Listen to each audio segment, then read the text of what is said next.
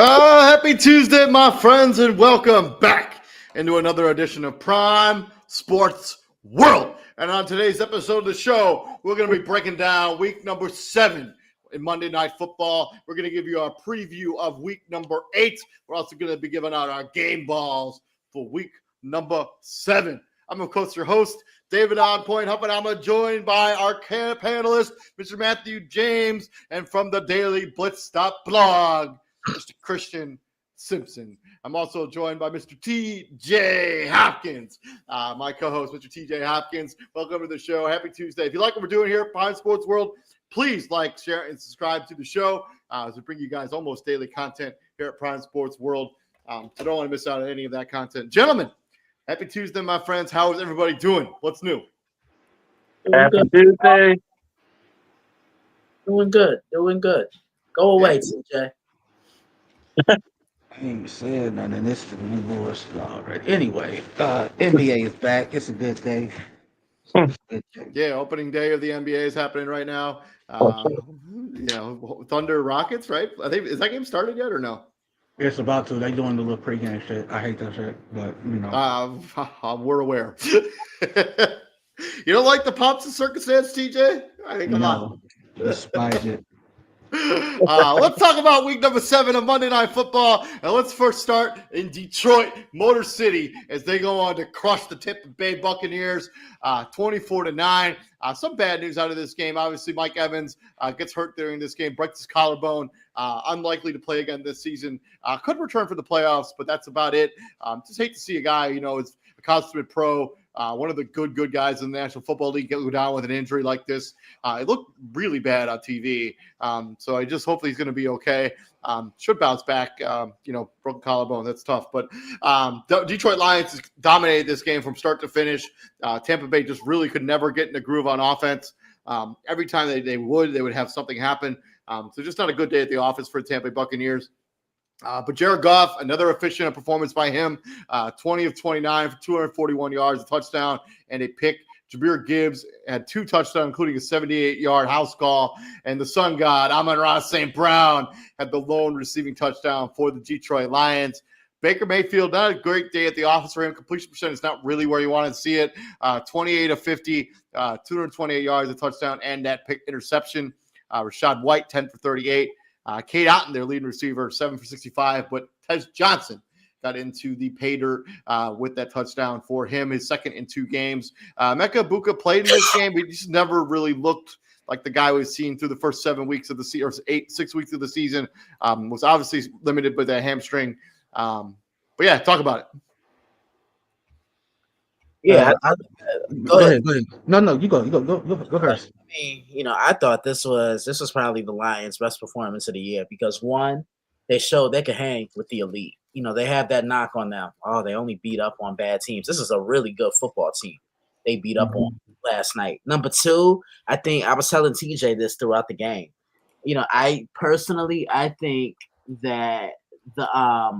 I think that the Lions, they're a better offense when Jahmyr Gibbs is toting the rock. When you feed your playmakers the football, good things happen. And that I love what this defense did. They kept everything underneath, and the secondary came in pretty depleted. No Brian Branch. I don't even know if Kirby Joseph played in this game. He didn't. No Kirby Joseph, and they basically didn't have their day one starting secondary. Yeah, I mean, look, not a single player was suited up in this game. And man, that pick that what's his name? I'm gonna have to look that up. But that interception that he basically stole it from Kate Otten was a crazy play. Like Arthur Millette. Yeah, Arthur Millette. Yeah, and look, they kept those safeties high. They kept everything underneath, and yeah, the Lions were just more physical than the Buccaneers on both sides of the football. This is a really good win for Detroit. This gives you momentum. Yeah, absolutely. I mean, excuse me. I like the fact that you brought up Jahmyr Gibbs. The fact that they got him going early was huge. He made some big plays, including the big touchdown run, and was catching the ball out of the backfield.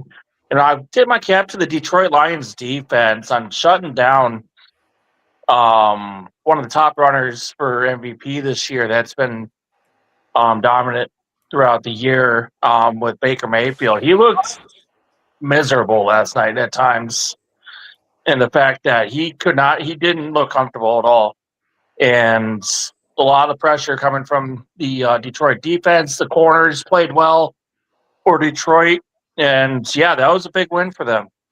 Trying to show, hey, we're still one of the top dogs in the NFC.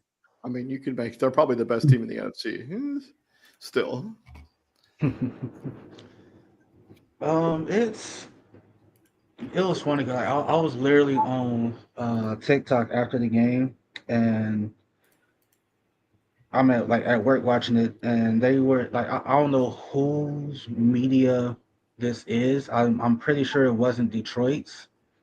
It damn sure wasn't Tampa's. I have no idea whose local media affiliate this was, but they were talking about the officiating that the Lions received in the Chiefs game. Now, obviously, I was on the opposite end of that. I'm like, while it was bad, the discrepancy was only four penalties to their zero. But the fact that the other team played in the game where they had zero penalties is baffling. But the guy was basically saying like this game, like how Lions fans and players were complaining about that Chiefs game is how Tampa fans were going to complain about this game. Mind you, this is before the game even played. He's like the Lions are gonna get like whoever's betting on this game, bet Lions everything. Tampa's gonna have a miserable time. They are not gonna get anything, and lo and behold, it was pretty much that. It was like Baker Mayfield gets tripped right in front of a ref. They don't call it. A play gets challenged, then they use that challenge to look at a play that already happened. They stop a live play to go look at another play. It's like once the ball is snapped, you can't do that. Jameer Gibbs was Well, Jameer. Like, actually, if New York files down before the ball is snapped, it just sometimes there's a delay. That happens a lot actually in the NFL. But either way, it shouldn't have happened. Like you use the challenge, like the play that they looked at, the play that they challenged. They didn't even use that challenge to look at whatever the hell they were originally looking at. They were talking about that interception. Like, I thought the tie goes to the receiver. I'm like, this is not baseball where the tie goes to the runner at first base. This is not that. yeah, Whoever I thought that interception was pretty clearly like Arthur Millette had possession of that football. I'm like, it's like, I thought that was pretty clear. Like this is not that. Like, at no point in time did K. Iden establish clear cut possession on that. So, like, I think that's a losing battle fighting, talking about that. The issue that you had here is obviously, Baker Mayfield was missing high. Like, this was his worst game of the season. Like, it's not even close. Like, do they have a gripe with the lack of officiating? Yes, they do. Bottom line, Jameer Gibbs had 200 and some total yards of offense. I want to say he single-handedly had more offense than your entire team, and he was fucking phenomenal last night. It was like that. Like that's the game. Like obviously, like people are going like this. This is what happens. Like some bad officiating happens, but a great player does something spectacular, and it's like, oh, the bad officiating is not why you lost. Like, you see what Jameer Gibbs did. Da da da. Woo woo. It's two sides of the same coin. Like that play that Mike Evans got hurt on could have easily been called DPI. It wasn't. It happens. I didn't know. Like I'm looking at it, I'm like, I was confused. I'm like, yo, what did he hurt? I'm thinking he just I thought he had I thought it was like a concussion or something. Like and it was something lower leg. Like I don't know. Right, because like I'm strange. I'm seeing I'm like it was concussion and collarbone. But I'm like, how the hell? But I'm like, he limped off. Like I'm like, the way it looked like it was like a leg injury. It was like they made it look like. But I mean, his leg was messed up. He was just like in so much pain that maybe they was just resonating through his whole. Like I don't know. I mean, I've never broken my collarbone, so I don't know exactly what happens to you when that does. I've never broken my collarbone either. Like, but I have broken the ankle, and I walked home on that broken ankle. It was adrenaline is a as a motherfucker. Yeah. But this right here, it's I mean, hey, they're both what 5? They're both 5-2 now. Yeah, correct. Baker Mayfield's MVP odds maybe took a slight dip. Pat Mahomes is now the front runner. I don't know how. Well, he's put up absurd numbers the last couple weeks, and nobody's really Yeah, running yeah. away. And nobody's really running away with the MVP right now. If I had a vote today, it would be Jonathan Taylor. I don't think that's close.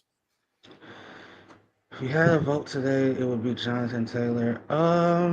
I think he's been the best player in the NFL this season by far. I don't. No, think like you're not wrong. It's again, like with the whole how they treat running backs thing in this league, it's sickening. Again, I'm not gonna go there, it's being a dead horse, but the Lions did what they had to do. This is a far cry from the team that got manhandled against Green Bay. Far cry. Like this is not that same team. Moving on from the other Monday Night Football game, Seattle Seahawks welcome in the Houston Texans. They basically smother C.J. Stroud in this offense for the entire game. Just bad football in the hands of the Houston Texans. I know they kind of made this game interesting, but they lost by 8. This game never felt like it was close. Like Houston just got completely outplayed from wire to wire. Nobody in the NFL can seem to stop JSN. The dude is just open everywhere all the time. CJ Stroud, 23 of 49, 1 touchdown, 1 pick. He also led the team in rushing, but they only ran the ball for 17 times, 56 yards. And Woody Marks, their leading running back, had 10 carries, 15 yards. If you can't do math real quick in your head, that's 1.5 yards per carry. Woody Marks also had the lone receiving touchdown in this game. Let's be real, it came in garbage time. This is what it was. Sam Darnold, not the most efficient day at the office, but still good enough to win. 17 of 31, 213 yards, a touchdown, and a pick. Cooper Kupp also threw 1 pass, which was intercepted.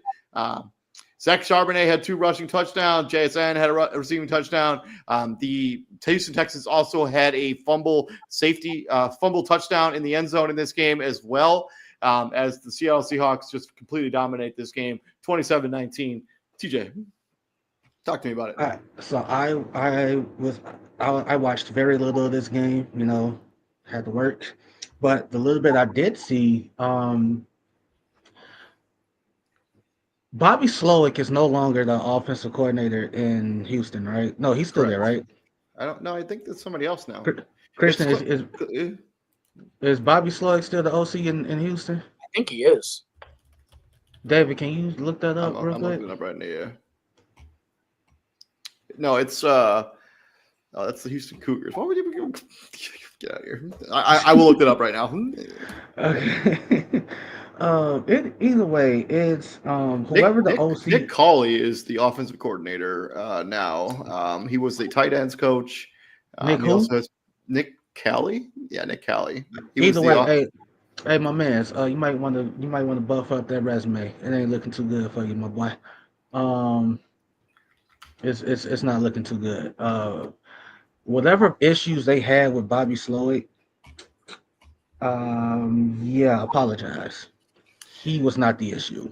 Whatever, it was not his fault. That explanation Izzy gave us as to why that first play wasn't a safety.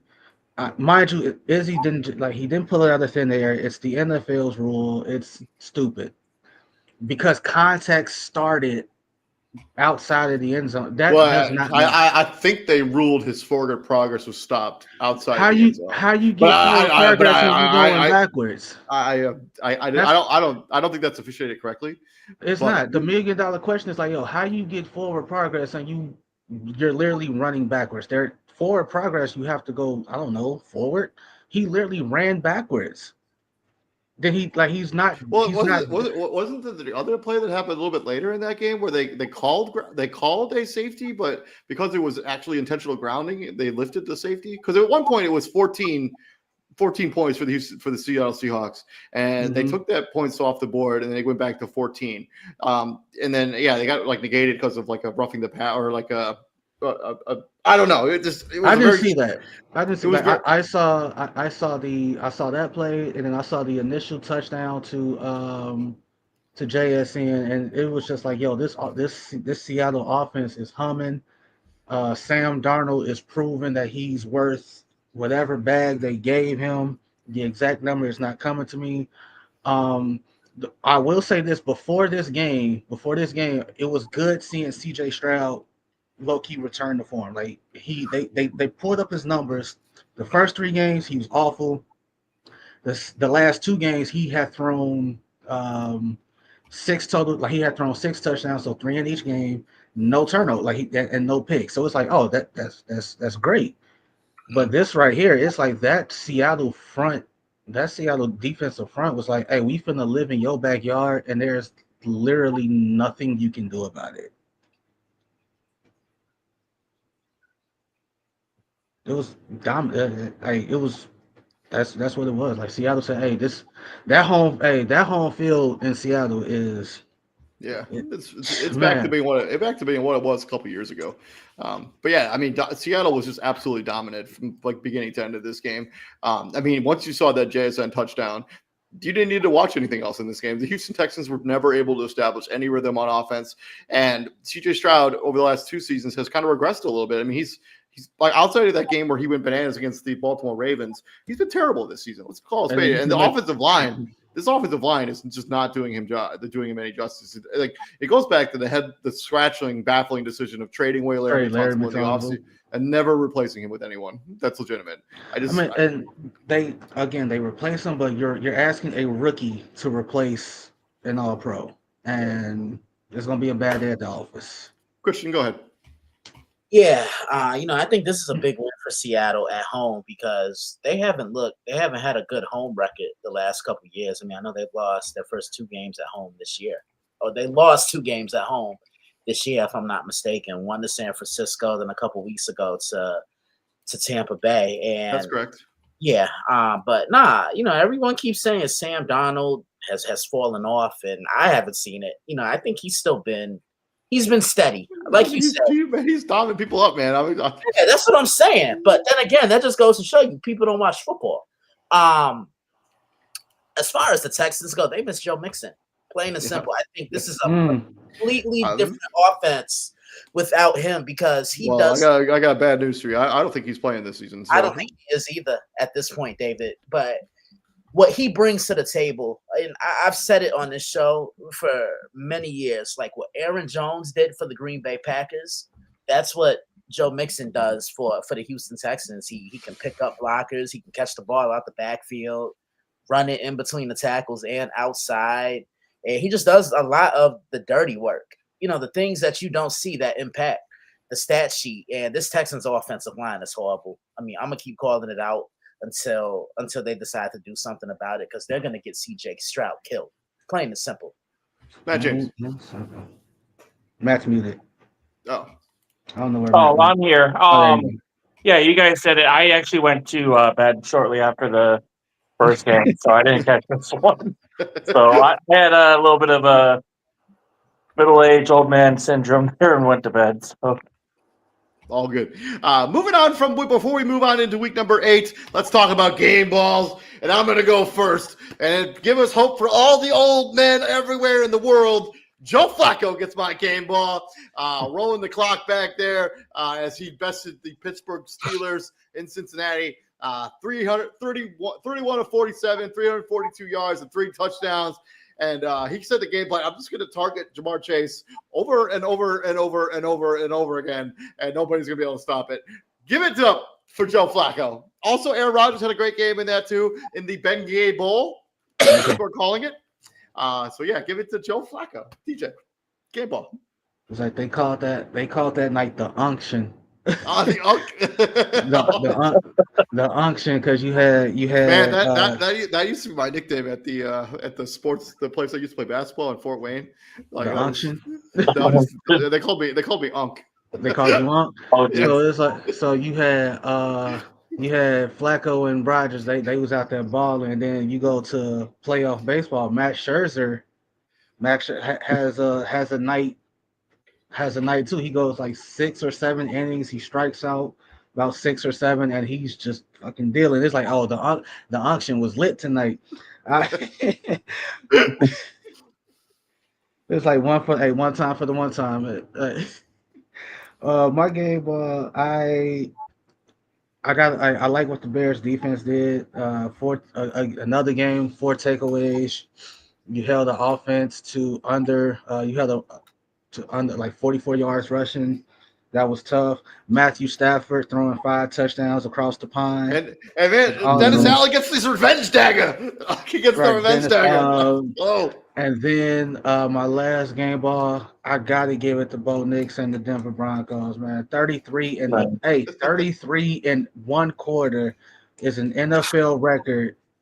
Like that's a legit NFL record. Like that's insane. I don't think that's ever gonna be done again, truth be told. Christian. Man, I've been trying to narrow it down because there are a It's couple. tough, man. Yeah, Give this it was. all the game balls. I mean, come on. You know what? Hey, go. Let's go. What does it matter? Like the All right. Eagles big three could get one. No, okay, I'm gonna give one to Jameer Gibbs because he had over 200 yards scrimmage yards, 200 scrimmage yards last night against Tampa Bay. You know, I'm gonna give one to here. I have it written down. I'm gonna give one to Jalen Hurts, 19 of 23, 326 yards passing and 3 touchdowns. And then I'm gonna go across the pond. Matthew Stafford, 21 of 33. 182 yards and 5 touchdown passes. He carved up that Jacksonville defense, David. And shout out to Travis Hunter for getting his first NFL touchdown. Yeah, absolutely. Yeah, Matt James. So, all right. I mean, I'll go with you too. Kind of now. I mean, we've thrown a bunch out there. Fantasy wise, Jonathan Taylor 3 touchdowns. Judkins 3 touchdowns. McCaffrey 200 all-purpose yards and 2 touchdowns himself on Sunday night. So I'm going to give him some love on that. Yeah, Jonathan Taylor, my MVP if the season were to end today. Let's go into week number 8, and let's start with Thursday night football. We got the Vikings going down to beautiful SoFi Stadium, the home of the Los Angeles Chargers. Last time these two teams played was 2 years ago. Christian, do you remember who won that game 2 years ago? Chargers, Vikings. The Chargers did on the road because I remember Kirk Cousins throwing a 4th quarter red zone interception. Yes. Justin Herbert, 40 of 47 for 405 yards and 3 tutties. Also, Keenan Allen had a touchdown pass in this game as well. Kirk Cousins, yes, he did throw that lone pick at the very end there. He threw the ball 50 times in this game. So this was the air it out show between the Chargers and the Vikings. TJ, how do you think this shakes out in 2025? In beautiful SoFi Stadium. And I don't think the Chargers are going to be wearing those mustard jerseys again for a while. Thank God. Man, I like them. I thought they were cool. Chris, it was either Chris Canty or Damian Woody. Were like, when's the last time? I want to say it was Chris Canty. Like, when's the last time you seen the John Harbaugh team get manhandled? I'm like, bro, have you not been paying attention this season? Because Jim Harbaugh. Yeah, Jim. You know, man. Hey, Harbaugh, goddammit. Because that John Harbaugh team has been getting manhandled all season. All season. Yeah. It's been a bad day at the office for them. Because I'm just thinking about it, and this was not close. That Colts game. So I'm looking at it, and he's like, "When's the last time you seen the Jim Harbaugh team get manhandled, bro? Did the Commanders not beat their ass?" Yeah. Marcus Mariota. Or Jaden Daniels. Yeah, Jaden Daniels. Yeah. Did the Giants not out physical them? Yeah. Like, come on now. Like what are you talking about? When's the last time we seen the Jim Harbaugh team not get manhandled? Like, bro, it literally happened. That's literally that's literally how they've lost all their games. They've just been out physical in all of their games. That being said, you can getting embarrassed only, you can only respond in one of 2 ways. You can either embarrass the team, that your next opponent, or you can get embarrassed again. And unfortunately for them, the team that they're going up against also got embarrassed. and they have a physical defense as well. Who do you think? Who do you think starts at quarterback for the Minnesota Vikings? Oh, it's Carson Wentz. They already said that. Oh, It's Carson Wentz. They announced that at about one some today. Because I woke up to use the bathroom and I when you check your phone, it's like, oh, Carson Wentz name started. All right. Problem is, which Carson Wentz is he gonna get? That being said, I mean, he's been okay. He's been okay outside of the Eagles game, like outside of the last game. Like, I mean, even the Eagles game. I mean, he still looks more. This offense still looks more efficient with Carson Wentz. It's under center than it does with JJ McCarthy. And we kind of have to just take the picks for what they are. I mean, yes, they were not great and cost them the game against Philadelphia. But I mean, the only reason they were even remotely in that game is because of Carson Wentz. I think this is going to come down to, and maybe Christian will agree with me, who runs the ball better. And I trust Minnesota to run the ball better than the Chargers do right now. So what's Aaron Jones' status? He's supposed to be eligible to return from IR It's not even about Aaron Jones. Like, Jordan Mason has done more than an admirable job to. Yeah, that's true. But Aaron Jones is just kind of a difference maker. I mean, he was cleared to practice, so I imagine he's going to return and play in this game. I'm going with the Vikings. I don't trust the Charger run game right now. Yeah, as long as Aaron Marion Hampton's going to be out. I mean, we don't really know what we're going to get out of Hassan Haskins. I mean, Vitale had that one electrifying game, but other than that, he was not good at all against the Colts. But they were also trailing that game and kind of abandoned the run early. Christian. I'm taking the Chargers. I trust Justin Herbert a hell of a lot more than I do Carson Wentz. I think he bounces back. But the only question I have about LA is, like, which version of the Chargers are we going to get? Are we going to get the group that started 3-0? Or are we going to get the group that stumbled against the Giants? They got their lunch money taken by the Commanders. Barely got by Miami. And then last week, look, it was BTA against the Indianapolis Colts. But I think they bounced back. This offensive line, they're going to have to be ready for whatever it is that Brian Flores is going to throw at them. But, one thing about Minnesota's defense is, especially a Flores unit, they can be extremely over-aggressive, and that can come back to bite them. I think this could be a Ladd McConkey game where the short passing game, they could use him like how the Lions use Amon-Ra St. Brown yesterday. Tampa Bay, they would throw a lot of different and exotic looks, and the middle of the field is wide open. This is where I think Ladd could really take over. Yeah, I like the Chargers. Yeah, I'm also going to take the Chargers. Wouldn't be surprised if this game went either way. But I think, rolling with Justin Herbert over Carson Wentz, I mean, this is kind of a game where if you look at the landscape of both conferences right now, the NFC and the AFC, I mean, this is a game that both teams can't afford to lose. I mean, the NFC especially, I think, is as open as it's been in years. Like, I don't think there is that dominant team in the NFC right now that really stands out. And I think, if you're the Chargers, I mean, you're still – Kansas City Chiefs are sitting there at 4-3. They've kind of gotten their groove a little bit over the last couple of games. I mean – you have a tiebreaker with them, but Denver, they're just continuing to pull the rabbit out of the hat for the Denver Broncos. This is a very important game for both teams. I'm going to take the Chargers. Matt James. I'm going to go Minnesota on this one. I don't know what the hell the Chargers are doing, especially after that 3-0 start. Minnesota's been on kind of every other week, but they've kept games close, and they've been over the pond for a couple games. So traveling to LA, I mean, doesn't seem, like as much as that anymore. They won both those games, though, didn't they? No, they did. They split them. Yeah, they lost. They 1-1. They beat Cleveland and they lost to Pittsburgh, right? Pittsburgh, yeah. I'm gonna go with Minnesota just because comes down to, I mean, I trust their run game more and their defense. I also think the Chargers have really taken a steep decline since Joe Alt got injured, and I don't know what his status is for this game either. But I mean, the offensive line for the Chargers has been super depleted, and that sounds like a recipe for disaster against this pass rush and this Vikings defense with this coordinator. So I'm still going to stick with the Chargers, but I think this game is going to get interesting. Moving on into Sunday, First week in a while we don't have a game across the pond that doesn't start at 6:30 in the morning where I am here in California.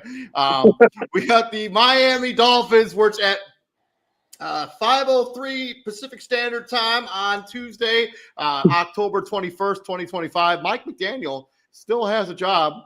I was sure he was going to get Oh fired. yeah. Oh hell yeah. Real quick. We got to bring that back. It is 7:03. It is 7:03 Central Time on October 21st, 2025, and Mike McDaniel still has the job. But Continue. going Miami versus the Atlanta Falcons, both these teams coming off losses to San Francisco and to the Cleveland Browns, respectively. Well, Miami just got absolutely shown the door during that game. Last time these two teams played was actually 4 years ago. The Atlanta Falcons won an absolute shootout, 30-28. Starting quarterbacks for the Falcons, Matt Ryan, Tua Tagovailoa. How do you think 2025 shakes out? Matt James, talk to me. I'm going to go with Atlanta. I just feel like Bijan's. Last Sunday night against San Fran, they went back into their struggles and made some bad mistakes, but I feel like Atlanta will bounce back in this one. I mean, Miami's awful. I mean, their record shows it. Give me Atlanta in this one and just keep beating Bijan. Is Tua Tagovailoa still going to start for this team this week? Man, I'll throw Quinn Ewers out there so fucking fast. I don't. Man, after seeing what Tua Tagovailoa looked like last week with one of the worst performances of the season, I don't know how you can continue to roll him out there. I think you got to find out if Quinn Ewers has anything. If there's anything there with Quinn Ewers, I think the season is completely lost. Give me the Falcons. This should be a low-scoring game. This should not be one of those games where you're looking forward to watching on television. So if you're in the Miami Atlanta market, and this is the game you have to watch, I'm sorry. No, this. Go ahead. Welcome to Atlanta where the players play. That should tell you who I'm picking. Falcons all day. TJ. To Matt's point, Atlanta should. Hey man, they should put up 45 on these boys easily. Yeah. Bijan should have a career day. I'm talking 2 1/4, 3 touchdowns. Like he should have a day, especially after that 225. He should go for 2 1/4. Just off GP, just because of who they playing, and on top of that bullshit that he was served in San Fran. It's like, bro, it's 4th and 1 and he ain't on the field. Exactly. Like, what is that? I mean, it's like Seattle throwing it, when you have Marshawn Lynch, you hand it to him. Like, seriously, you take your best player on offense completely out of it. Completely out of it. It's like, what is that? It's like, they just took him off the field. They're not even gonna, fake it. They're like, nah. It's like it's 4th and 1 and you lining up in shotgun. Seriously, this is what the game is now. Piss me off. But yeah, it's 7:06 Central Time and Mike McDaniel still has a job. No, Atlanta should literally win this. Hey Christian, what is he say last week? Hey, wrap this shit up by halftime. Yeah, wrap this shit up by halftime. Look, I'm doing the dirty bird on the sideline. If I'm up by 3 or 4 touchdowns, Magic City should be packed by 2:30. I don't know. Moving on from there, we got the battle between the New York Jets, who I think it's Tyrod Taylor is going to be the starting quarterback for this football team. I have no idea, though. I'm just kind of guessing a little bit. Cincinnati, last time these two teams played, actually, funny enough, you know who the starting quarterback was for the New York Jets 3 years ago when this team played against each other? Fitzmagic. No, I'm just playing. It's not Fitzmagic. Joe Flacco. Joe Flacco was the starting quarterback for the New York Jets last time they played the Cincinnati Bengals. But for the Jets this year, Joe Flacco's not walking through that door. He's walking through the Cincinnati door. How do you guys got this one checking out in 2025? Bengals, Jets, another game where it's probably not going to be the best football you're going to see this weekend. But The Jets are desperate for a win. The conversation in New York is rough right now. Cincinnati, they're looking to build momentum with Joe Flacco after beating the Steelers on Thursday night. Yeah, Woody Johnson pretty much just threw Justin. Well, he ain't throw Justin Fields under the bus. That was He rough. ran his ass over with it, and like that's just that just as a what you call it, as if you're a prospect or a free agent or anything like that, you see that, you hear that, you read that, and that could be super detrimental to your team, because it's like, if I have a bad game, if I have a bad stretch, that's how he gonna talk about me. That's how the owner of the team is gonna talk about me. He ain't gonna have my back. He ain't gonna defend me. He just gonna say, look at the quarterback we got, and you can put that quarterback with any coach. That coach will struggle. It's like, bro, at his fucking lowest, have his back right. Like, he have his back right now. Like, you're kicking a man while he's already down. I will say, though, that Justin Fields is combined for 91 yards passing in 2 games. That's just not going to cut it. And that's and is some of that on him? Absolutely. But we not finna sit here and act like the requisite parts around him aren't helping. Like, why are you not giving Brees Hall the ball? Why are you not scheming up easier passing options? You know your offensive line ain't worth a damn. What are you doing? Like, what are you doing? With all that being said, I do think Tyrod Taylor will be the starting quarterback for this team this week.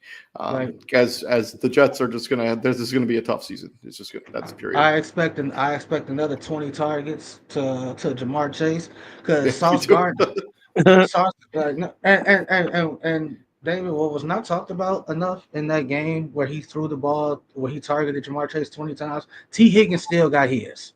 He did, for sure. T. Higgins still got his, and they still ran the ball, and they still ran the ball very, very well. That being so, like, Sauce Gardner has regressed. That's not being talked about enough. Sauce Gardner has regressed. That's what happens when you put a crown on the head too early, and which is always why I say, do it again. Do it again. With all that being said, I'm going to take the Cincinnati Bengals. I just don't trust the Jets at all right now. So give me Cincinnati. Matt James. Cincinnati. Sweep it. Yeah, that's all I have. Christian. Mm-hmm. Going from there, but staying between the AFC North and the AFC East, we got the Cleveland Browns going to rejuvenated Foxborough and taking on Drake May and the New England Patriots. TJ, who do you got in this? All right, Mike Vrabel, do the world a favor and end this Dylan Gabriel shit a week early, so we can get our boy out there and see what the fuck he can do. It's going to be a bad day at the office. I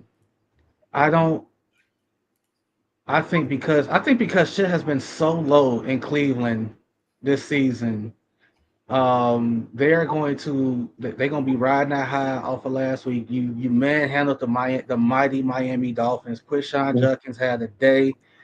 From what it looked like the motherfucking Dolphins could barely cross midfield.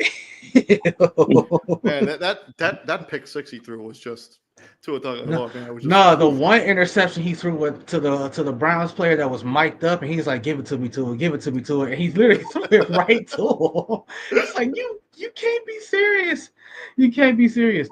Give me the Patriots. I think Mike Vrabel is going to show you that, there's levels to this shit. And Mike Vrabel has been the coach of the year so far. With all that being said, no, I'm not gonna. If Jonathan Taylor's your MVP, Shane Steichen's coaching of the year. Yeah, for sure. I'm also taking the New England Patriots. Last time these two teams played, though, was actually 3 years ago, almost to the date, actually. New England won that game 38-15. I wouldn't be surprised if this game's not even that close. Starting quarterbacks, just for fun. Patriots, Bailey Zappi, Can you name the starting quarterback for the Cleveland Browns on this day on October 16th, 2022? Christian. Wow. 2022. 2022. Baker. Yeah. Baker. What? No, it wasn't Baker. This is No. post Baker. So this is the season right after they traded Baker Mayfield and Deshaun Watson Jacoby was Brissett? suspended. Jacoby Brissett, Oh. look at you. Oh, Let's go. nice. Let's go. But anyways, yeah, I'm taking the Patriots. Matt James. Yeah, I'm taking the Patriots, and they should definitely win this pretty easily. Wrap it up by halftime. Christian. and New England's rolling right now, and Drake May is playing some of the best football at quarterback. Look at how efficient he's been, and I think that continues on Sunday. Put me down for New England. Moving on from there, we have the rematch in the NFC East where the New York Football Giants look to go into Lincoln Financial Field and knock off the Philadelphia Eagles for the second time in 3 weeks or 2 weeks, something like that. Giants, Eagles, rematch of a Thursday night game where the Giants manhandled the Philadelphia Eagles, kind of exposed some of the chinks in that armor for the Philadelphia Eagles. But how do you think this one shakes out? Christian, this is your squad. Let me talk to me about it. Jackson Dart, Cam Scannabo. That defense. Look, I'm going to get myself on camera for this one. Oh, shit. Oh, shit. Turn the camera on. The Giants not winning this one. You don't think so? I also don't think so either. I think the Giants are riding a high, but I think people have seen what the Giants are now that Jackson Dart. There's some film on him. My question. He's been interesting, but I'll take the Eagles. My question to the board, my question to the panel is: if you're the Giants, how do you bounce back from that collapse? I mean, you just have to keep playing. Short-term memory. Let it go. That's easier said than done. No. That's so easy. That's so much easier said than done. But, I mean, you're going against your biggest rival. I mean, you got to just focus on that. I think Cowboys are their biggest rival, but Oh, Cowboys too, but yeah. Still, you just got to focus on the next game. Easier said than done, but just look ahead. I want to say could this be the game that the Eagles get Saquon Barkley going? I mean, it's not going to happen this week then. TJ, how many times have we said that this year? Like, nah, for real. How many times? The offensive line hasn't been. The offensive line for the Philadelphia Eagles, it just hasn't been as good this season as it was last season. I mean, they're dealing with some injuries along that line. And I think the bigger question is why are we still saying it? I think because their offensive line is banged up. It hasn't played as good as it did last season. I'm like outside of them being banged up, like we're not finna add like whoever they got at right guard, like it's not Mekhi Becton. Mekhi Becton is a mammoth of a human being, and he's not there. He's gone. Right? And so on and whoever else they lost off that offensive line, was it Landon Dickerson has been dealing with injuries, has been in and out of the lineup. But I mean Landon Dickerson's that's a big one. Lane Johnson's been dealing with an injury off and on this season. Doesn't really look like the same guy either there at right tackle or left tackle. I kind of liken it to what the Bears started off as with the run. So like when the up until like these last handful of games for the Bears, they were ranked like 27th in rushing. During this 4-game win streak, they got up to now they're top 10. I want to say they're like 7th in the league in rushing offense during this 4-game win streak. But the problem that we were having was I felt like Ben Johnson would get away from the run game altogether. Like he wouldn't run the ball enough. I think that's what's going on in Philly. Like Saquon might get 3 yards in the cloud of dust, and then it's we're gonna abandon it because like you can't do the tush push when it's 3rd and 8. You know? No, you could. It's not going to be successful. All right, you can't do the tush push when it's 3rd and 8, and so on and so forth. But I I also don't see, like to the Saquon Barkley point, I also don't see Jalen Hurts in the run game that much. I don't see a lot of QB keeps. I don't see a lot of read options with him. So like that element is also like not there. The Eagles should win this game. They should win this game. Especially off of like you got two teams coming in the opposite direction. You got one team that still has to recover from one of the worst collapse we've ever seen. Like this is probably up there with that. Was it the Colts that blew that 30-point lead to the Vikings, or was that the other way Yeah, around? No, no, it was the Colts. yeah, I mean that was not even as bad as this because at least the Vikings did it over an entire half. over an entire half. This was in one quarter. this was in 15 fucking minutes, bro. Like God, like Man, that Jackson Dart pick. Like I just don't know what the thought process is. Like if you're So, like, if you're had Brian to- Daboll, I mean you gotta. I know you gotta So, want like, to be aggressive. You want to like he you was just catching criticism. He was catching criticism for that because outside of that, like like when he got the lead, right? if he doesn't throw that pick, they win that game. If he doesn't throw, but you can also make the argument like, don't get just because you have a big lead, don't stop doing the things that got you the lead. Like they said, like once he got the substantial lead, play calling got real conservative. He was real comfortable with going 3-and-out and punting, and it's just like, all right, you just kept giving Denver signs of life. And again, you blew a 30-point lead in 15 minutes. That Well, not does exactly. I mean, the game it was whatever. 19-0 when the start of the fourth quarter. It wasn't like they had a 30-point lead at any point. 19. Hey, you should still win. If you up 19-0. Oh yeah, for sure. Yeah. Yeah, you should still. You have 3 possessions. That's a 3-score game. You should. There shouldn't be enough time in the game. There should be enough time to give up 3 touchdowns. So give me the Eagles. Matt James. Yeah, I'm gonna take the Eagles too. I love how the Giants have been playing this year. They got the youngsters. They're a team that fights, but the Eagles they just know how to win. It's not the most sexy wins, but they're winning somehow. So, and I crappiest 2-5 team ever. But with that said, I'm gonna go with the Eagles at home. Moving on from there, we're swinging into Carolina, where the Buffalo Bills roll into Carolina, taking on the Carolina Panthers. Bills coming off 2 straight losses before their bye week.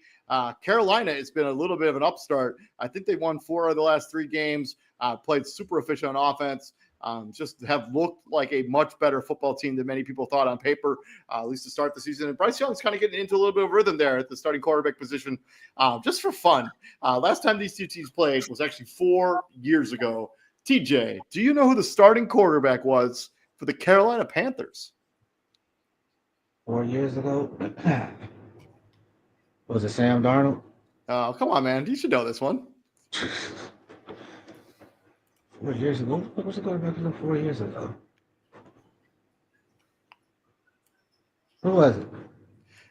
Cam Newton. Cam Newton was the quarterback of the Carolina Panthers 4 years ago.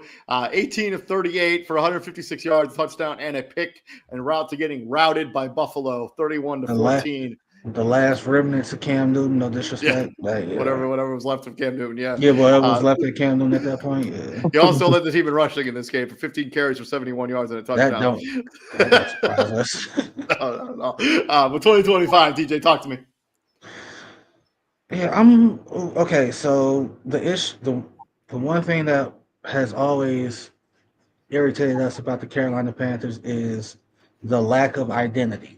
They had no identity, and the emergence of Rico Dowdle has kind of reignited that identity that they had when it was Cam Newton and Jonathan Stewart,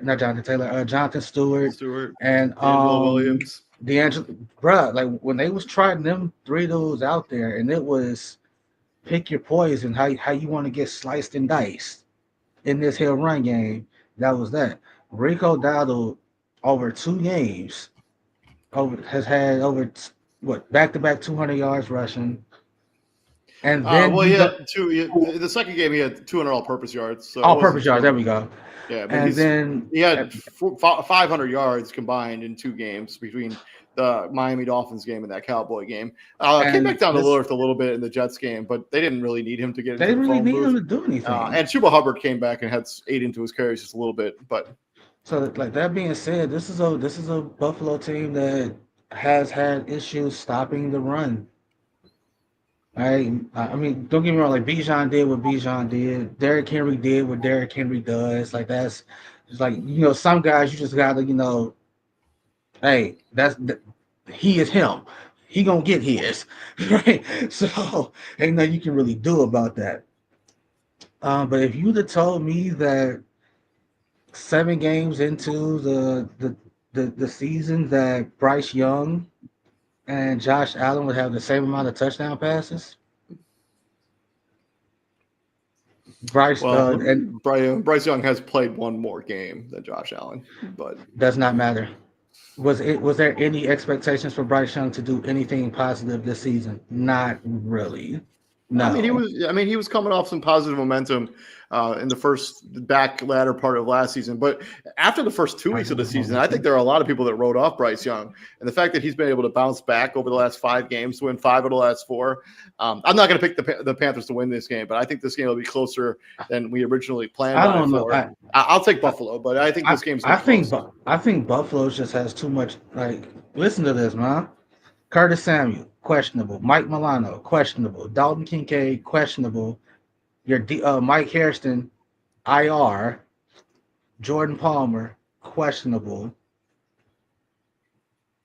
Daquan Jones, Daquan Jones, your starting DT, questionable. They're going to probably get Ed Oliver back. Should get Oliver back for this game. And Matt Terrell Milano, Bernard, questionable.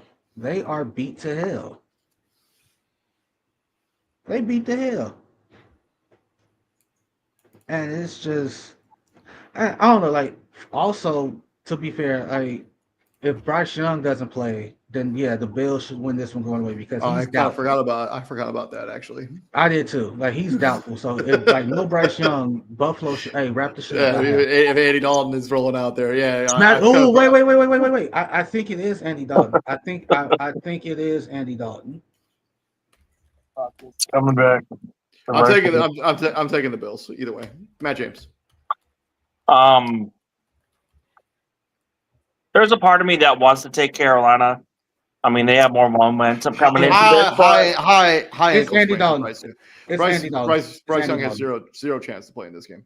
But I'm going to take Buffalo.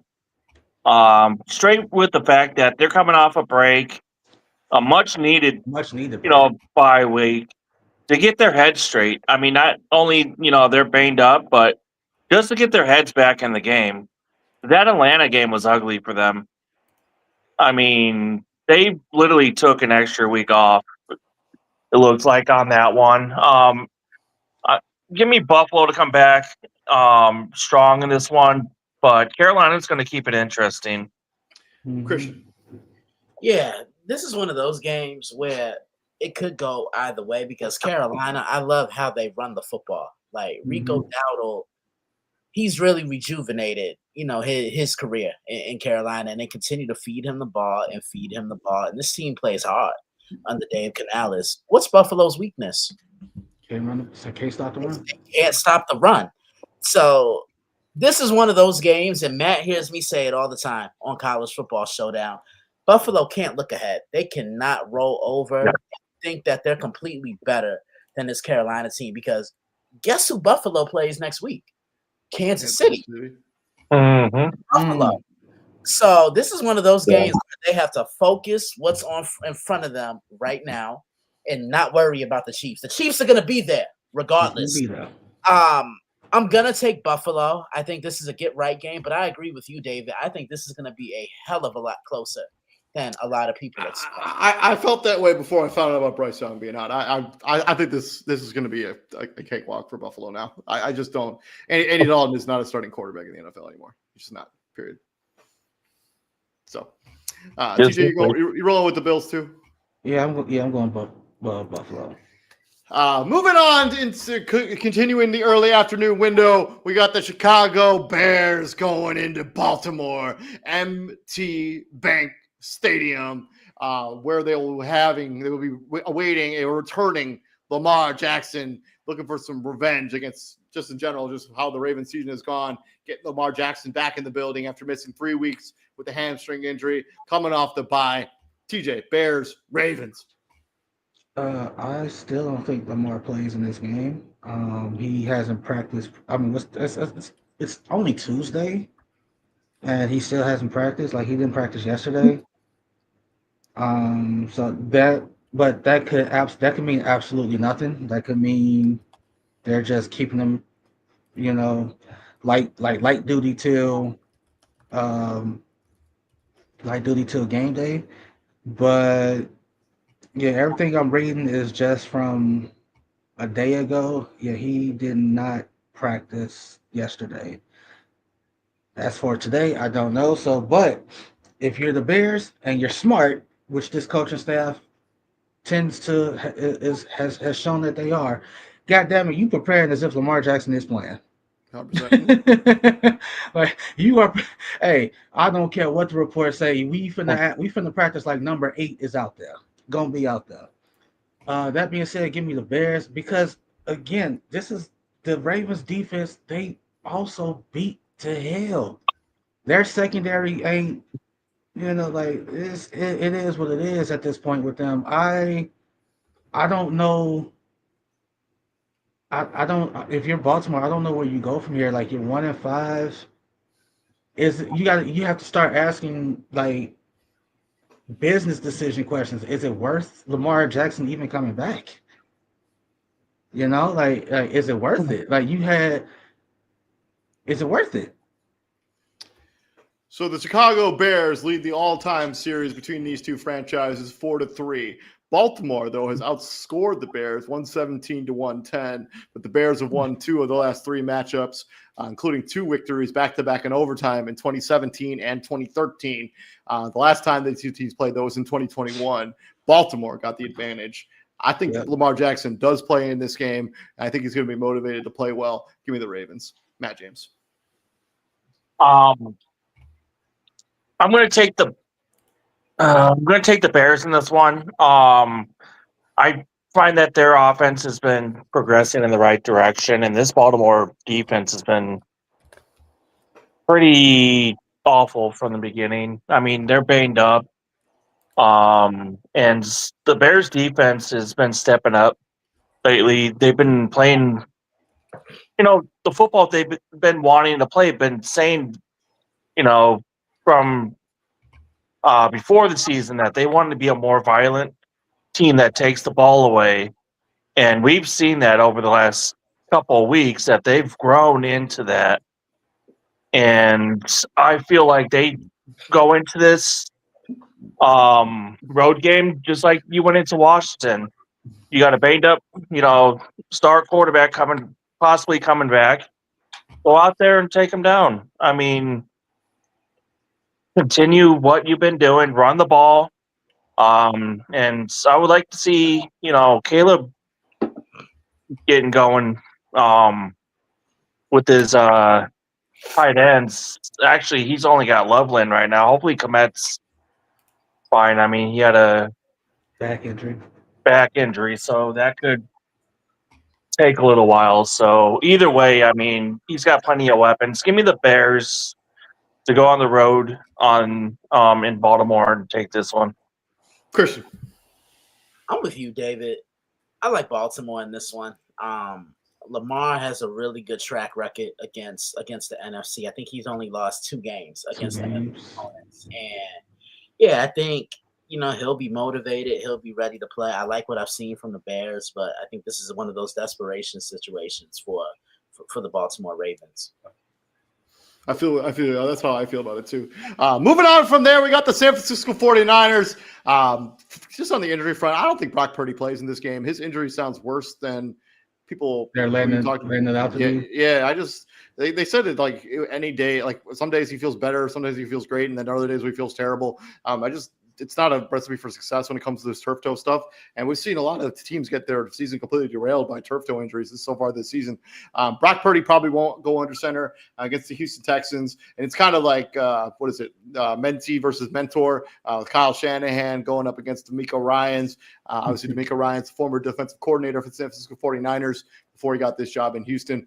But Christian, 49ers, Texans, talk to me about it. Yeah, San Francisco, despite all the injuries and all the key guys that are missing, they're still finding ways to win football games. I mean, there's no denying that because I really didn't expect them to do much against the Falcons on Sunday. But they have Christian McCaffrey, and as long as they have him, they have a chance. Week in and week out. Feed him, let him catch the ball out the backfield, let him control the line of scrimmage consistently. I'm gonna take San Francisco, but Houston keeps it close. But I just don't think they have enough in the gas tank to keep up with the 49ers. Yeah, so especially since Nico Collins is now in the concussion protocol, not really sure what his status is going to be for in this particular game. Dalton Schultz, Bobby Schultz's cousin, Dalton Schultz, banged up in that game as well. I know he came in and out of the lineup, should probably go in this one. I mean, we've been picking against San Francisco for these injuries to finally catch up with this team for a couple weeks now, and it just hasn't been the case. I'll take San Francisco. I just don't trust the Houston Texans right now. I don't trust their offensive line. I don't trust their offense. I do think the defense is awesome, and it's going to be a low-scoring affair, I think. But I think Chris McCaffrey, I think Mac Jones makes just enough plays to win this game for the San Francisco 49ers. The offense for the Houston Texans looks terrible. Let's just call it spade a spade. It looks terrible right now. And Bryce Huff has played pretty well for the 49ers in kind of replacement of Bosa, even though it's possible to praise it all pro, but he's doing the best he can. Give me the Niners. TJ. Doing more with less has kind of been the Kyle Shanahan staple since he's been in San Fran. But like when you made Nick Mullins, you made Nick Mullins have a stint in the NFL and made it look like, damn, Nick Mullins could actually, Nick Mullins actually be able to do this thing. And that's just the sign of a great coach. Like when your key guys get injured and you can keep shit going with rarely missing a beat. Because I'm not gonna sit here and say like, if you take out Christian McCaffrey and plug in XYZ at running back, shit's still the same. It's not, because that running back is not Christian McCaffrey.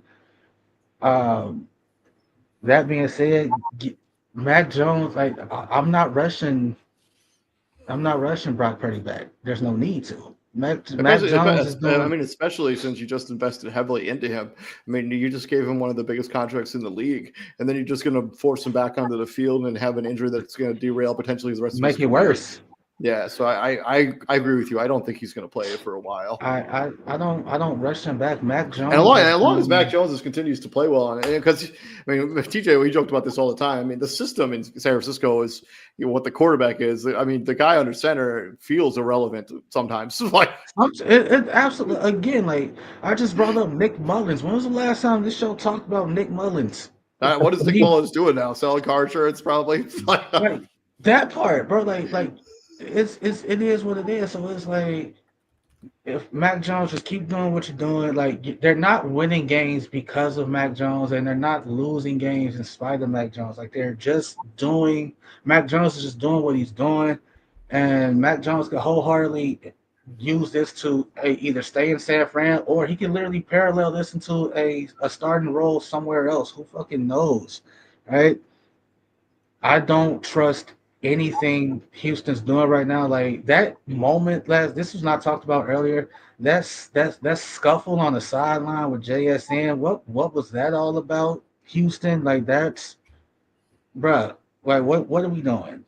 What are we doing? Like you got 60 minutes to fight. You showed more fight in that sideline scuffle than you did the whole damn game.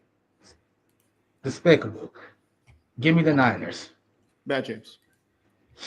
Yeah, I'm going to take the Niners on this one too. Just keep feeding McCaffrey the ball. I mean, Houston's defense has played strong, but they can't really score. And against offenses that can move the ball and Sure. put up a few points. I mean, those are the ones that they've lost to. So San Fran finds ways to do it, like we said, and they know how to win on the road. Give me San Francisco in this one. Moving on from there, we're swinging to the late afternoon window now. Two teams in the NFC South that had a rough day at the office this past weekend. Tampa Bay Buccaneers going down to the Bayou, taking on the New Orleans Saints. Obviously, Tampa Bay lost on Monday Night Football against the Detroit Lions. The Saints lost to the Chicago Bears on Sunday afternoon. Buccaneers, Saints. Christian, hit me with it. I like Tampa Bay. The Saints have been on a bye week all season long. Damn. Tampa, they're going to get back to the basics. They're going to feed Kate Otten the ball. They're going to feed Rashad White the ball. I think Jackson. I think Bucky Irving returns in this game. And if he does, that's going to give this offense a spark because he impacts the game not only as a runner but as a receiver. And most importantly, I think this defense gets back to the basics because they look soft on Monday night. There's nothing I like about the New Orleans Saints other than beignets and gumbo. And I got to give my cousin a call. I got cousins that live in New Orleans. So, yeah, but I like Tampa Bay. Yeah, I'm also rolling with Tampa Bay Buccaneers. I mean, New Orleans Saints, the fact that they got that one win is very nice, but they're not going to win another game probably this season. Tampa Bay. TJ. Mm-hmm. TJ. Matt James. Oh, my God. Staying in the late afternoon window, we're swinging down to Mile High. We got the Dallas Cowboys going into Denver, taking on those Broncos. Both of these teams coming off impressive victories on Sunday, where Dallas basically manhandled the Washington Commanders, and Denver Broncos scored 33 points in the final frame to beat the New York Football Giants. Last time these two teams played and hung up, 4 years ago. This was in Jerry World. Christian, do you remember who won this game 4 years ago? Denver put BCA. Yes. Do you remember who the starting quarterback was for the Denver Broncos? Wow. I don't. So Teddy Two Gloves Bridgewater, 28 of 19 of 28 for 249 yards and a touchdown. And Javonte Williams, leading rusher for the Denver Broncos with over 100 yards over the century mark. But he looks for the revenge dagger in 2025 as he's now a member of the Dallas Cowboys. Christian, talk to me about it. David. Oh, shit, let's go. Let's go, Matt. I need you too. All right, good. I'm gonna do it, motherfucker. All right, you ready? 1, 2, 3. Shameless plug number one, baby. Sunday was the best I've seen Dallas look all season long. Like they're establishing the run. And Dak Prescott, but think about it, David. We've been calling for them to run the football for how long now? And Dak Prescott, like when he's healthy, you see all the difference in the world he makes. They had CeeDee Lamb. George Pickens really stepped up when CeeDee Lamb played, when CeeDee Lamb was out. And on the other side of the ball, that was actually the best I've seen the Cowboys look defensively. I mean, yeah, granted, Washington didn't have Deebo Samuel and Jaden Daniels, and we're probably talking about that being a completely different football game if those two play. We're probably talking about a Dallas loss. And on the Denver side, Denver's 5-2 right now, and it seems like no one's really talking about it. That was such a gritty win for them, scoring not in the entire game. You scored 30 points in a quarter. That right there just screams volumes, and it's a testament to coaching. I preview this one on Thursday. Be on the lookout for it. I'm going to take the Dallas Cowboys. I mean, Dak Prescott's playing on another level so far this season. I think Javonte Williams, too, at the running back position is going to be super motivated to go up against his former team. CeeDee Lamb's back. George Pickens is back. Jake Ferguson's. I mean, they got tons of weapons. Kevontae Turpin, healthy, too. Give me Dallas. I guess it'd be an upset. Give you going into Denver and knocking off the Denver Broncos at home. Dallas. Give me Dallas. TJ. If you're a Cowboys fan, NFL fan in general, this is kind of the benchmark for where you want to what you want to see from Dallas. Like this is going to tell you where Dallas is, right? This is the best defense in football, right? That's what they say, right? Yeah. Mhm. This is the best defense in football that allowed the team and the Giants to hang up 32 on them. So if you're the Cowboys and you're watching that, you see that like it's like, hey, we low key got more firepower than the Giants. And they right, like I mean, Javante Williams, that's not low key. I think that's big key. I mean, you got CeeDee Lamb and like George Pickens, Javante Williams. like That's CD and that- CD Lamb is back now. So like the issue that I was like the issue that you have with Dallas is offense. You have a championship offense. Your defense ain't worth for damn. Like bro, Damian Woody was on First Take yesterday, and I've never heard this before. He's like, you have a championship offense. If the defense can just be poor, I'm like, what? Mhm. How? He's like, if the defense could just be put like that's how bad the defense in Dallas is. They are in the basement right now. He like, okay, I just need them to be poor. It's a step ahead of what they are. That's Matt right horrible. there. A step above basement dweller is poor. I just need the defense to be poor. Yeah, I'm they've like, given up the most yards from scrimmage so far this season. Lord. Yeah, they've given up I, 29 points per game, which is like bottom five in the NFL. I have never in all my years heard an analyst ask a defense to be poor. That's how you know shit bad defensively. And to be fair to Matt Eberflus, bruh, you accepted this job thinking you was Oh, gonna have number 11 on their wrecking shop. You accepted this job thinking, hey, I got Micah Parsons. It's gonna be this. I'm gonna do all this other shit. And then Micah Parsons gets traded away, and it's like, oh, the one thing I really need to make my defense go, I really don't have. And it's not looking like Jerry Jones is going to trade for anybody Who? because who out there can you get? I mean, The, it the would be Raiders literally called I know Max Crosby's dealing with some sort of injury right now. But and Trey the Hendrickson, I mean, if you're not going to pay him in Cincinnati, you probably should try to trade him to get some value. and the For him. Raiders called Max. They called him in and said, "Hey, we ain't shopping you. You ain't getting traded." Da da da. Woo woo. That being, I don't. So if you're Dallas, do you think you can hang up 30 on this defense the same way the Giants did? Yeah, I think they can. You think they can? Yeah. no. I think that's the difference. I'm gonna go Dallas. I'm gonna go Dallas.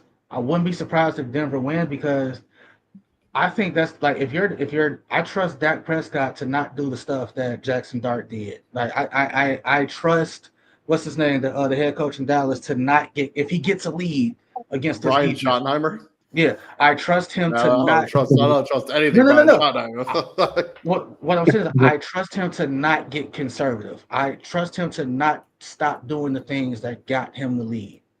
Is what I'm saying. Like that's literally that's what played a role in the Giants losing. It's like, hey, we're up 19-0. We're up 26-7. It's cool. I'm just gonna take my foot off the gas here. I'm good with going 3 out and playing because they're not gonna have enough time to come back. No, Brian Schottenheimer is probably gonna look at what they just did to Washington. They didn't stop. I mean, granted, I put up 44, but that's a division opponent. I think you always want to show up a division rival.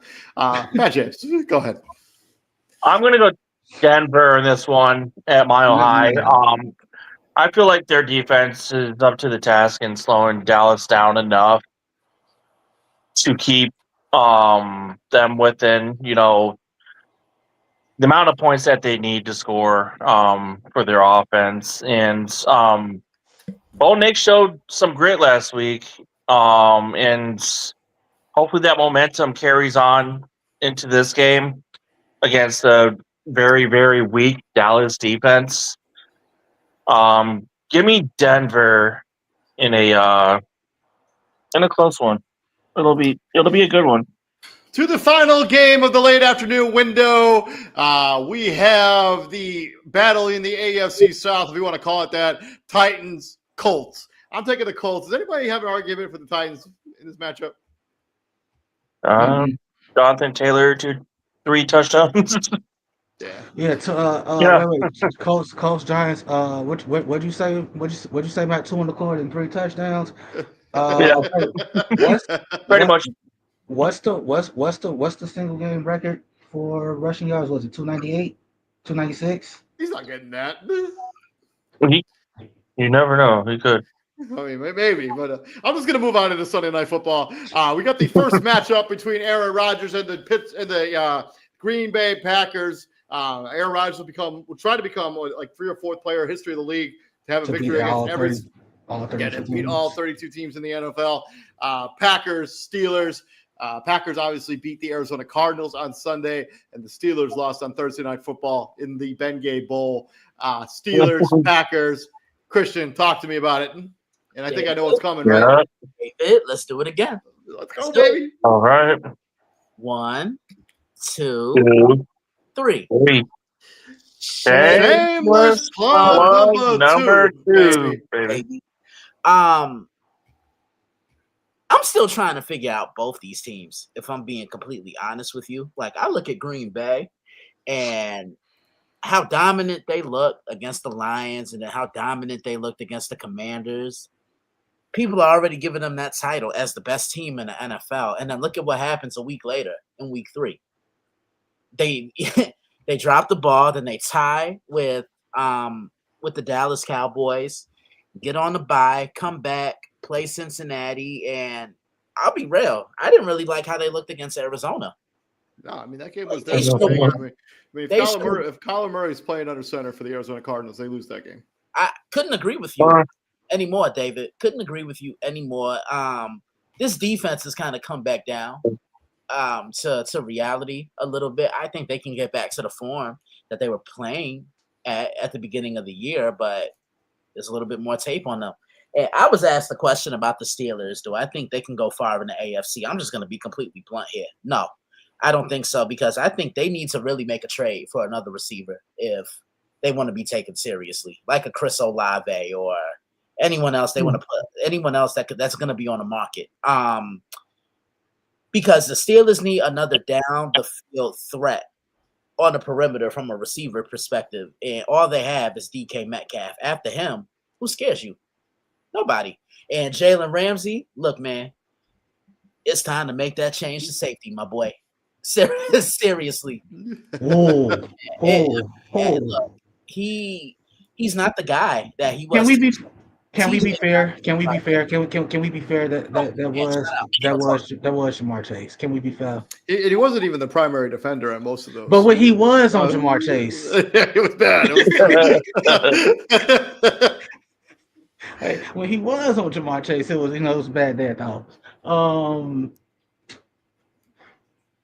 If he goes this game and whoever is on him this game, like if he get cooked this game, then Christian, damn it, I'm with you. Whoever Jalen Ramsey, if he becomes a whoever target, whoever in front of Jalen Ramsey, you getting the ball. If it comes to that for him in this game, yeah, make that switch, homie. Like, so if I was a betting man and I low key am, ain't no low key about it, I am. It's probably gonna be Romeo. It's probably gonna be Romeo Dobbs. Romeo Dobbs gonna see a lot of Jalen. I think it's gonna be. Well, I guess yeah, probably. It's probably gonna be him. And then at some point, it's probably gonna be all the other wide receivers that are relevant for Green Bay are injured right now. So no Christian Watson. Don't expect Jaden Reed to play in this game. So that leaves and then it's Romeo Dobbs and Matthew Golden. So then they're gonna take turns seeing J Ram. So also, I think the last QB to beat all 32 teams was Brady, right? Wasn't that Brady? Yeah.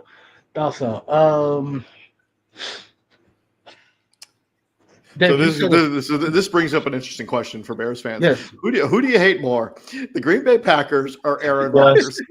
No, yes Who do and you yes. who do you hate more, the Green Bay Packers or Aaron Hey. Rodgers? And the answer to that question is simply Aaron fucking Rodgers. Give me Green Bay.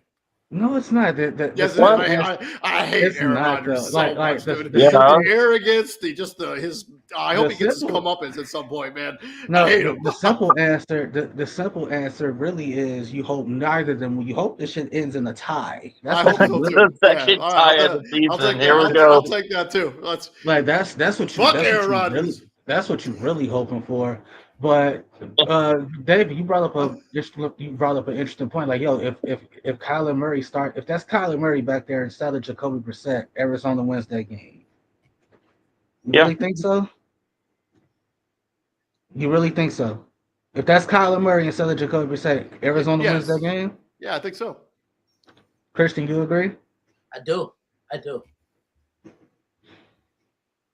I don't, and it's not because I don't like Kyler Murray. I just think Jacoby Brissett showed something that Kyler Murray is still trying to learn, and that's take what's given to you. Like I think Kyler Murray still tries to force the issue a lot, and that's where Kyler Murray still has to grow.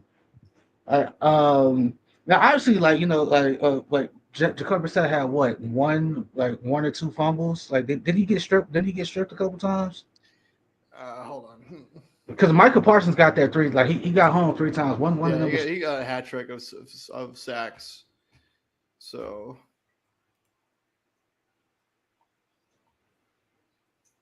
no. So Joey Brissett only lost, or there was only one fumble in that game. So one fumble lost. I don't know how it happened. So I don't because I watched that game. I don't remember it. I don't remember it either. Jacoby Brissett did fumble the football on a sack, and yeah, it was lost, recovered. By Green Bay, right? Yeah. Okay. Wow. Who do you hate more? Do you hate Aaron Rodgers or do you hate Green? Like the Bears fan, then you Oh. right. The real answer is both. But if you're from a football aspect, hey, you hope Aaron Rodgers goes out there and he throws a party. I'm talking. He go for 315 and 4 touchdowns. That's what you're hoping. Yeah. That's what you're hoping. And I don't know the status of Josh Jacobs. I don't know where he's at because he was barely. I mean, like he did enough in that game to help them get that win. Like it was kind of.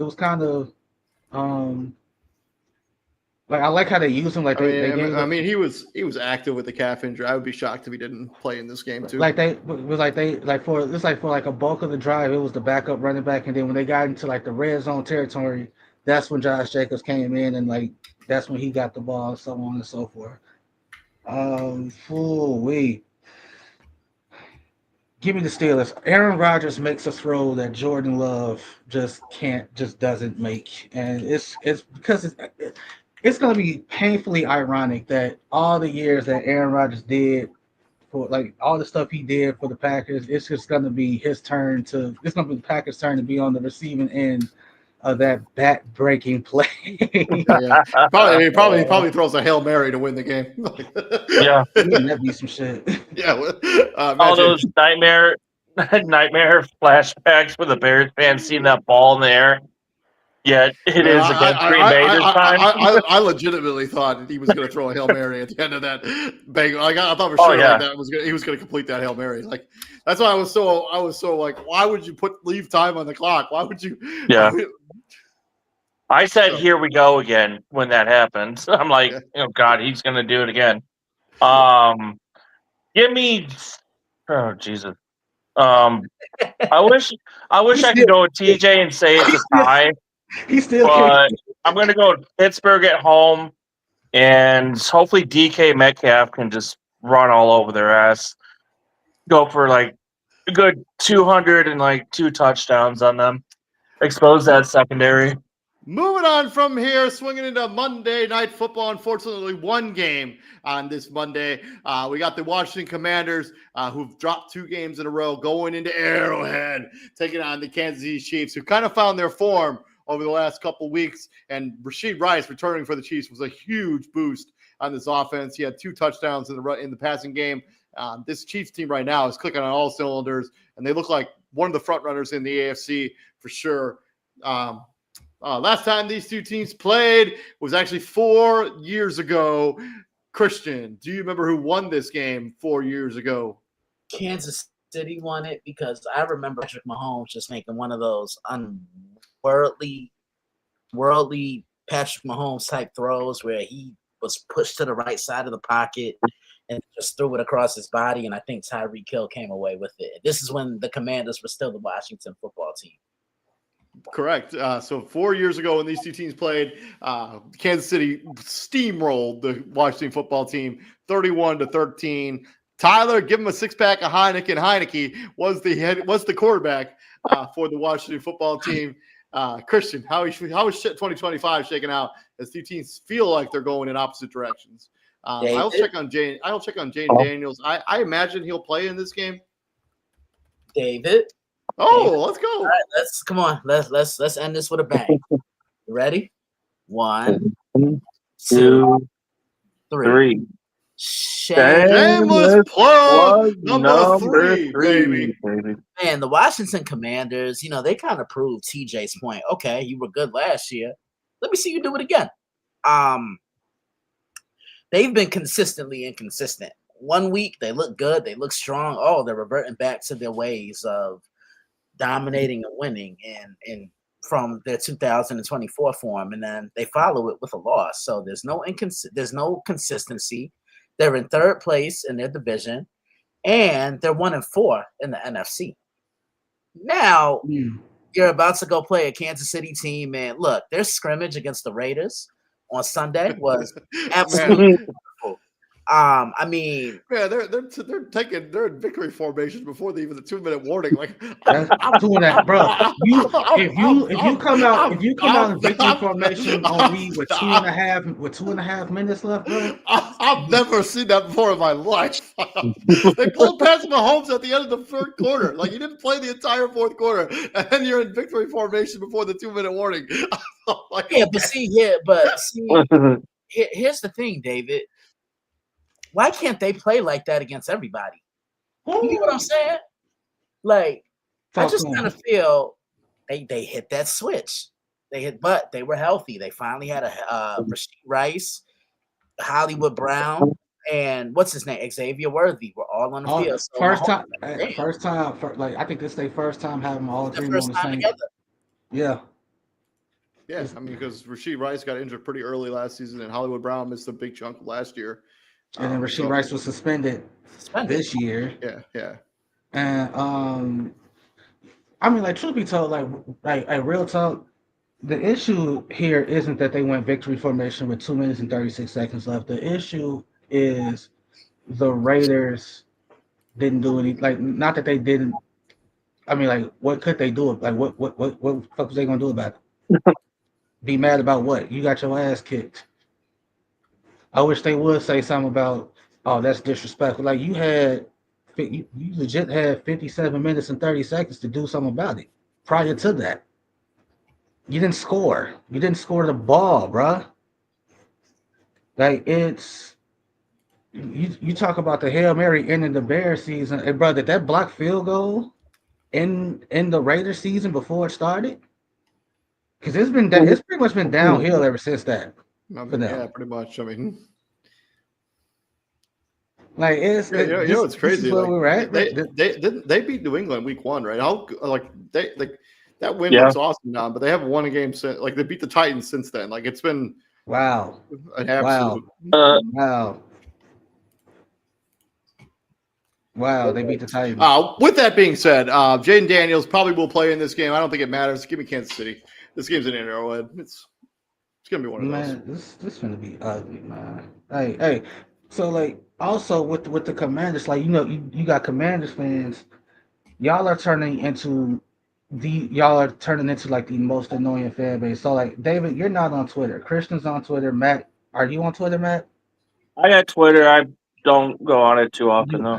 All right, so either way, mind you, the Bears game was now 2 weeks ago. They're still talking about that. Mm-hmm. They're still like Commanders fans are still talking about that game. Bruh, it's 2 weeks ago now. Dallas just hung 44 on your head. You don't know if your franchise quarterback is playing come Monday night. You don't know. Y'all still focus on the game y'all lost 2 weeks ago? Y'all still bitching and moaning about that game? Really? Then you finna play the dude who been running the league since he's been a starting quarterback. 10 years. And y'all still bitching about some shit that happened 2 weeks ago. Come on now. Hey, I ain't finna say it's gonna be 31 nothing, but this shit finna get ugly if they don't get their priorities straight. Like the Commanders could easily, we could look up in a month and they could be easily 3-7. It's finna that schedule. That's the Commander schedule is it's finna get rough, especially if Jaden Daniels is not playing. I mean, it's already hard. It was already gonna be hard with him playing. Yeah, I mean their next 3 games: the Chiefs, Seahawks, Lions, all back to back to back, followed by a cupcake game against the Dolphins and then the Broncos after that. So that's a gauntlet right there. It's a make or break stretch of the season for sure. Like that's man. And then you have the possibility of Jaden Daniels missing possibly 2 of those games because he might not play this Monday. He might not play the week after that. His hamstring injury was extremely minor.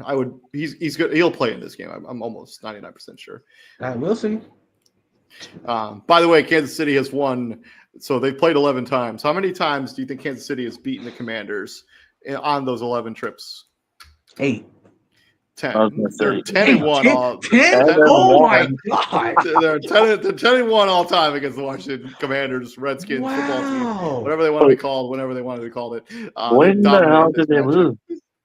Their only loss came in. No, their only loss came in. I was not even alive yet. Shocking. All right, yeah, so I know. You sure? Yeah, I'm pretty sure. 19. The last time the Washington Redskins at the time beat the Kansas City Chiefs was 83. Oh man, my god! You had a beard and paid taxes back then. Come on now, you know you did. That's true. Starting quarterback Chiefs Bill Kenny and Joe Theismann was the quarterback of the Washington. Wow. 83. The last time the Commanders beat the Chiefs was in 1983. 1983. Give me the Chiefs. I mean, Washington's defense, blow old. Chiefs are getting things going.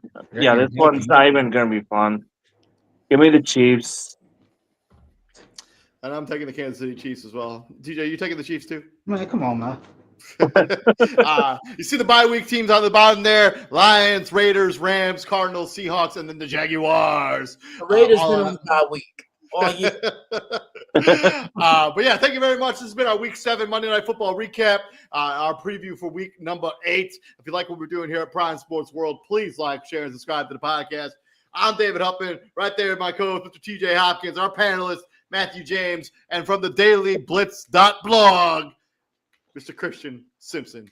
Gentlemen, what do we do here at the Prime, my friends? We tell TJ shit. The heat. Yeah, we bring the heat here at Prime Sports World. Me and Izzy will be back here tomorrow giving you our fantasy football weekly rankings. You don't want to miss any of that content. Thank you all very much for joining us. We'll see you guys all here tomorrow. And then Friday, College Football Showdown. So keep an eye out for all that stuff. Y'all have a good night. Take care. Peace out, gentlemen. All right. Enjoy some basketball, fellas. Enjoy some basketball.